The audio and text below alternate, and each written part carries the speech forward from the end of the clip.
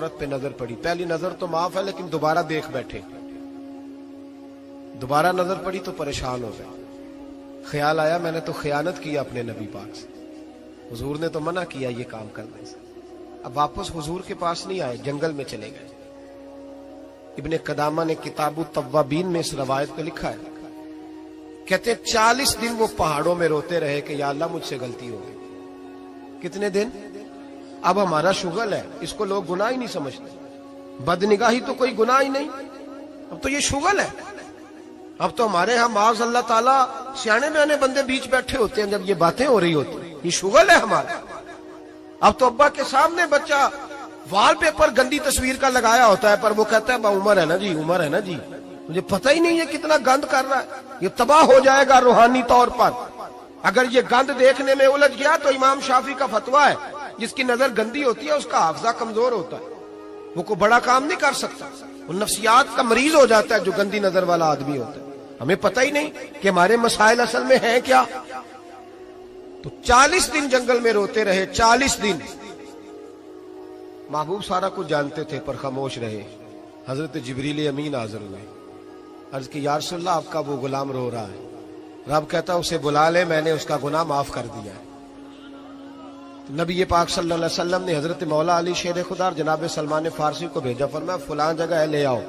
کہتے ہیں جب ہم گئے تو 2 پہاڑوں کے درمیان جناب سالبہ تڑپ کے رو رہے، ہمیں دیکھ کے اور روئے، کہنے لگے علی میرے بارے میں کوئی آیت تو نہیں نازل ہو گئی؟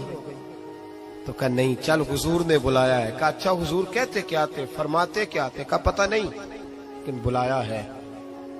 کہتے جب ہمارے ساتھ چلنے لگے مسجد نبوی قریب آئی تو کہنے لگے علی بہت بڑا گناہ کر بیٹھا ہوں، نظریں میلی ہو گئی، وضو نہیں آنکھوں کا، مجھے ڈائریکٹ نہ لے کے جاؤ حضور کے پاس، جب نبی پاک نماز کی نیت باندھ لینا پھر میں جاؤں گا، میں پیچھے کھڑا ہو جاؤں گا حضور کے، میری طبیعت میں حوصلہ نہیں۔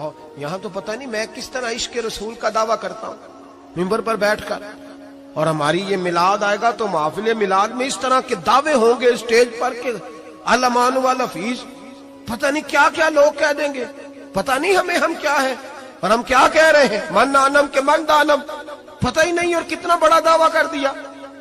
کہ میرے اندر طاقت نہیں سامنا کر دے۔ مولا علی فرماتے ہیں جب حضور نے مغرب کی نماز کی نیت باندھی تو انہوں نے بھی پیچھے نیت باندھ لی۔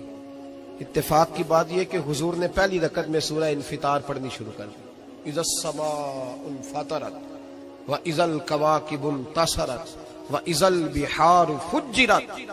کہتے ہیں جب محبوب اس آیت پہ پہنچے نا کہ یا ایھا الانسان ما غرک بربک الکریم، اے انسان تجھے کس چیز نے دھوکے میں ڈال دیا، حالانکہ تیرا رب تو بڑا ہی کرم کرنے والا ہے، تو کس طرح کسی اور کے دھوکے میں، بربک الکریم، اور ضمیر واحد ہے، میں تفسیر پہ نہیں جاتا، کہا تیرا اپنا رب، بربک تیرا اپنا رب، تیرا رب تو بڑا کریم ہے، تو پھر بھی کہیں اور چلا گیا۔ جب یہ آیت سنی تو پیچھے چیخ ماری، بے ہوش ہو کے گر گئے، گھر والے گھر لے گئے، نماز مکمل ہوئی تو حضور نے فرمایا کیا ہوا؟ عرض کی حضور وہ تو رو پڑے تھے، گھر لے گئے، محبوب پیچھے گئے تو بے سدھ پڑے، تیز بخار ہو گیا، نبی کریم سرہانے بیٹھے اور ان کی گردن کو اٹھا کر سر کو گود میں رکھا، اور جب بالوں میں دستے مبارک پھیرا تو آنکھیں کھول دی اور جھٹ سے اپنا سر زمین پہ رکھ کے کہنے لگے حضور میں اس قابل نہیں کہ آپ کی گود میں میرا سارا ہے، اس قابل نہیں، بڑا مجرم۔ تو محبوب نے فرمایا تجھے مبارک ہو، رب نے تجھے معاف کر دیا ہے، اللہ بھی راضی ہے، میں بھی راضی ہوں۔ اب حضور کے قدموں کے قریب آئے تو کہنے لگے حضور آپ راضی ہیں؟ کہا راضی ہوں۔ فرمایا پھر میرے لیے دعا کریں، اللہ اسی رضا میں مجھے قبول کر لے۔ بس یہ بات ہوئی تھی، انہوں نے کلمہ پڑھا تو روح پرواز کر گئی۔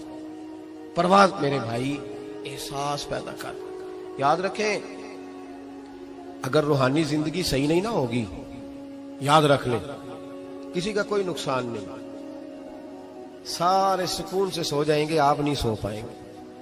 اگر آپ کے ضمیر پہ بوجھ رہیں گے نا تو سارے لوگ رمضان میں 4 قرآن پاک ختم کریں گے، آپ 10 پارے بھی نہیں پڑھ پائیں گے۔ اگر آپ اپنے آپ کو صحیح نہیں کریں گے، روحانی زندگی بحال نہیں ہوگی، تو یاد رکھنا بڑا اپنا آپ سارا کچھ سجا کے ظاہراً بڑے پرہیزگار بن کے بھی अपने ज़मीर की अदालत में फैसला अपने हक में नहीं करा पाएंगे। तिजोरियों से माल भरा हुआ होगा लेकिन घर में सुकून नाम की चीज ढूंढने से नहीं मिलेगी। इसलिए कि अला बिज़िक्रिल्लाह तत्मइन्नुल कुलूब, अल्लाह की जात से जुड़ जाने से दिल को सुकून होता है। क्या बहुत बड़ी सजा नहीं मालिक की कि इंसान सारा कुछ करे, फारिग टाइम हो तो वो टीवी देखे? क्या बहुत बड़ी सजा नहीं कि 3-3 महीने की छुट्टियां भी उसे हों लेकिन वो एक सिपारा कुरान पाक ना पढ़ सके? वो गप्पे मारने बैठे तो 6-6 घंटे लगा दे और तस्बीह दी जाए तो 10 मिनट में बस हो जाए, दरूद पढ़ा ही ना जाए। ये सजा नहीं? क्या ये कम सजा है कि वो दुनिया दराज पे घूम आए लेकिन मस्जिद में जाए तो उसे कुछ बने? क्या सजा नहीं? अल्लाह से माफी मांगे, मिल के उसके हुजूर इस्तिगफार करें, बातन की जिंदगी आबाद करने की कोशिश करें। छोड़ दे बन बन के बैठना, आगे आगे बढ़ना, अपने आप को शुमार करना। हम तो मिलाद की जलसों में भी बड़ी कुर्सी तलाश करते हैं, हम तो दीनी महफिलों में भी कोशिश करते हैं कोई हमारा नाम लेके, सही नाम लेके पुकारे कोई। मैं मियाँ चन्नू में था कल मगरिब में, तो एक साहब कहने लगे वली कामिल। मैंने बाद में उनसे कहा कि आपको पता है मैं क्या हूं? इतना बड़ा दावा मेरे हक में आइंदा ना आप करें।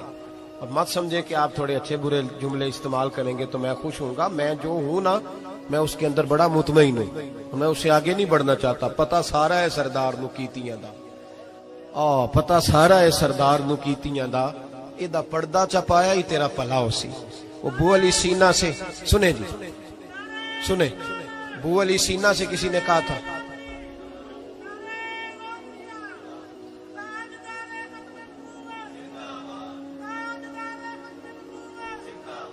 अब इनकी इस बात पर और इस अमल पर एक शेर सुन ले मियां मोहम्मद बख्श साहब का। मियां साहब कहा करते थे जितन जितन हर कोई खेडे तू हारन खेड फकीरा।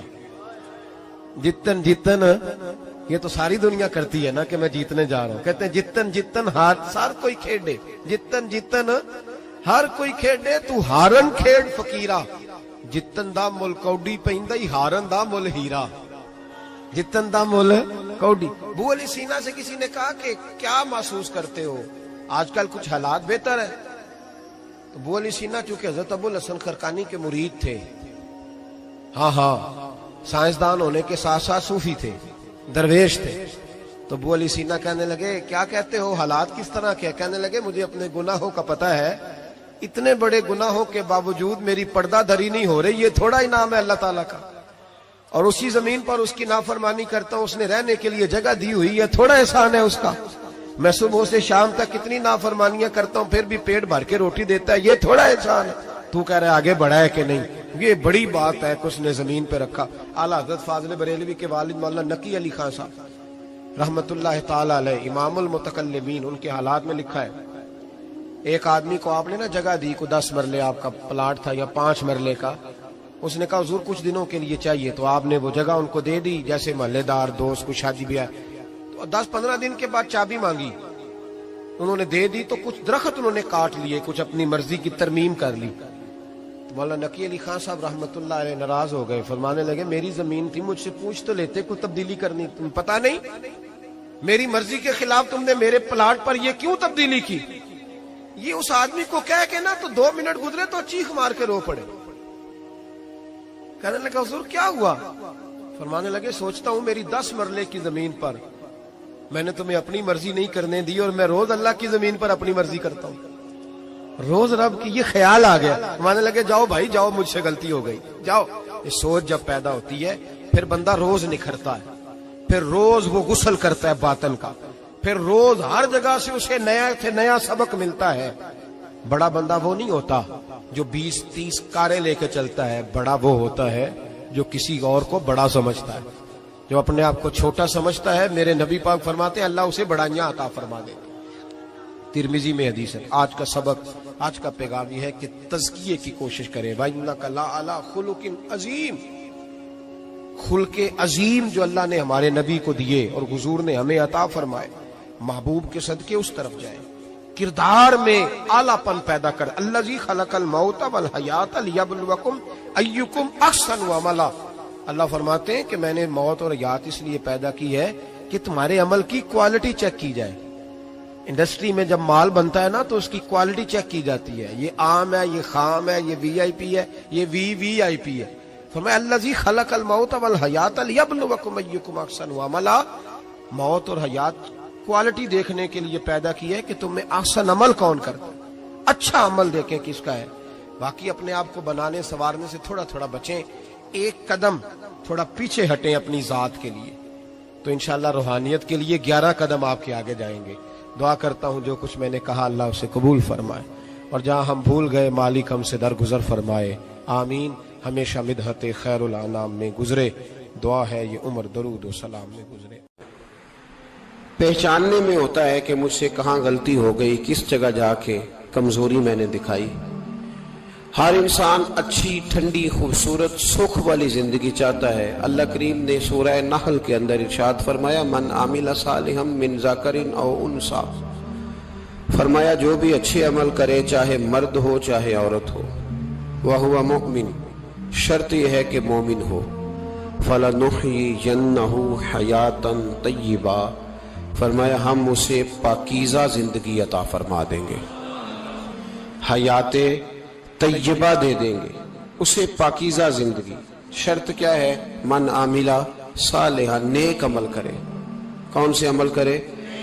اٹھنا بیٹھنا، کھانا پینا، چلنا سونا جاگنا محتاط ہو اس کا، وہ نیکی کرے۔ قرآن پاک کے لفظوں کے حسن پر غور فرمائیے گا، فرمایا فَلَنُحْيِيَنَّهُ حَيَاةً طَيِّبَةً، ہم ضرور اسے پاکیزہ زندگی عطا فرما دیں۔